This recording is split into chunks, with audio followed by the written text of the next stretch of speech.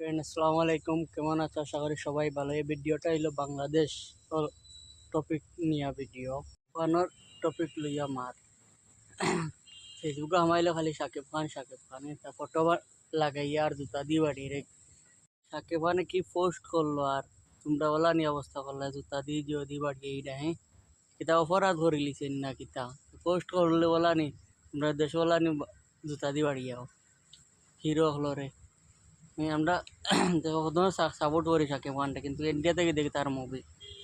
আমরা ইন্ডিয়া থেকে বাঁকা বাটা ফিল্ম করছে, সবটা মুভি দেখছি, এর থেকে আমরা তার ফ্যান বনে গেছি। কিন্তু এইসব দেখে খুব খারাপ লাগছে।